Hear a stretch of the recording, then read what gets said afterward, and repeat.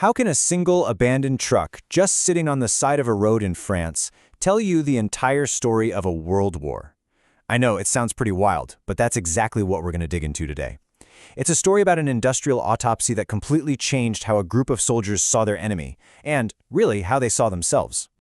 Okay, so picture this. It's August 1944, northern France.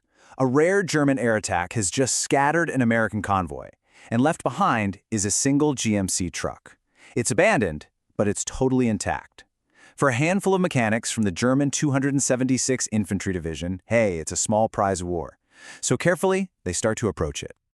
And this is where we get to the heart of the mystery. What on earth did those mechanics find inside that truck that was so shocking it made them believe the war was already over? It wasn't some secret weapon. It wasn't some new kind of armor plating. No, it was something way more fundamental than that. What they were about to do was basically an industrial autopsy. They figured they'd find some evidence of superior American engineering, maybe a weakness they could exploit. But instead, what they found pointed to a much deeper, and for them, a much more terrifying truth about the enemy they were up against. At first glance, you'd think the Germans had the upper hand. On the left, you've got the American Deuce and a half. It's big, it's tough-looking, but it's also kind of simple, almost crude. And on the right, their own standard, the Opel Blitz. See, the Germans took a lot of pride in their sophisticated engineering. But that first impression? It was completely wrong. Now, of course, this wasn't the first American truck they'd ever seen. But this time was different. This one was in one piece, and they actually had time to really get in there and take it apart. This single moment, this really thorough examination, was about to become a major turning point in how they understood the war. Because as they started digging in, taking things apart, they realized they weren't just looking at a different truck. They were looking at a completely different philosophy of war, of manufacturing, of logistics, a philosophy that was, to be honest, totally alien to them. It was all in the details. The engine parts, super easy to get to, and they were all clearly labeled, in English, of course. Almost every single bolt seemed to be the same size, which meant you could do most of the work with just one wrench. It was built from common, ordinary materials, not some fancy, hard-to-get alloy. And maybe most importantly, it was designed to be tough, to be abused by guys who were farmers or clerks just a few weeks earlier. This quote from one of the mechanics named Hopfield Weeble just says it all. He was absolutely blown away by the maintenance manual he found. It was filled with simple diagrams, clear pictures. The whole thing was designed so someone with practically zero mechanical training could figure out how to fix it. And all this led them to a huge realization, a concept we could call conscript army design. See, German engineering was for the experts. It was precise, it was elegant, and it was often really complicated. American engineering, embodied in this truck, was built for the reality of a massive army of draftees. It was designed for the farm boy from Kansas, not the master mechanic from Stuttgart.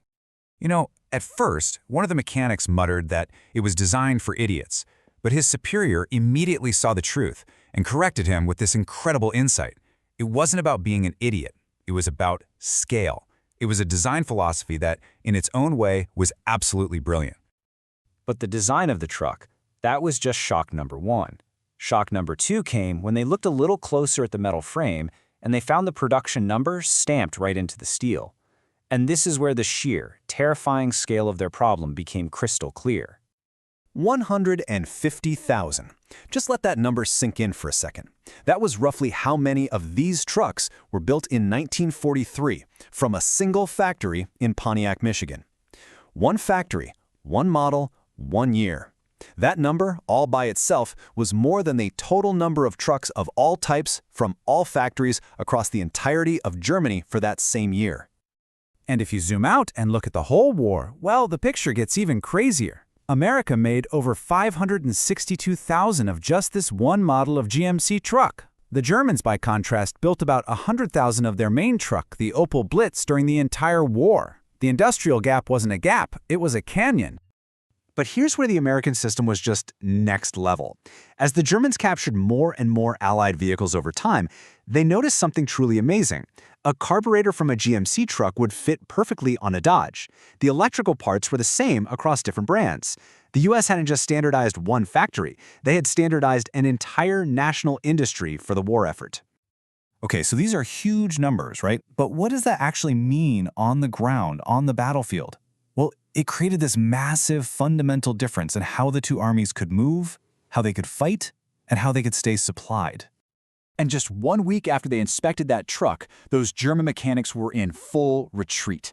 And as they were falling back, they witnessed the very thing their discovery had predicted. They saw the Red Ball Express, a literal, endless, non-stop highway of American supply trucks, just stretching all the way to the horizon, all of them heading for the front lines. I mean, the logistical contrast is just as stark as the production numbers. The U.S. Army was fully motorized. We're talking thousands of trucks for every division. The German Army, for all its blitzkrieg fame, was overwhelmingly powered by horses. Something like 80% of its logistics depended on them. And a horse, well, it needs food, water, and rest, which limits it to maybe 30 kilometers a day. A truck, it just needs gas. So you take the simple design, the mind-boggling production numbers, the completely motorized supply lines. What's the big lesson here? It all started to crystallize into one final, really powerful lesson about modern industrial warfare. And here's the amazing part. This is the conclusion the German mechanics came to themselves. It's the core takeaway of this entire story. Germany was chasing perfection in every single machine. America was chasing good enough, but they produced it on a scale that was simply impossible to stop. In a total war, quantity has a quality all its own. The final numbers are just staggering. I mean, look at this. The U.S. alone produced 2.4 million military trucks during the war. That one number completely dwarfs the combined total production of Germany, Italy, and Japan. There was just no way to compete with that kind of industrial avalanche. And the story doesn't end in 1945, which is kind of wild. And a huge twist of irony, these same German mechanics ended up as prisoners of war. And what were they doing? They were being transported in and put to work maintaining the very same GMC trucks that helped defeat them. After the war, American trucks delivered Marshall Plan aid, and German industry rebuilt itself using the very lessons of mass production they had learned from that roadside autopsy. And so, that final lesson, summed up by one of those mechanics decades later, brings us right back to that roadside in France. The lesson of the GMC truck was that in a massive, modern war,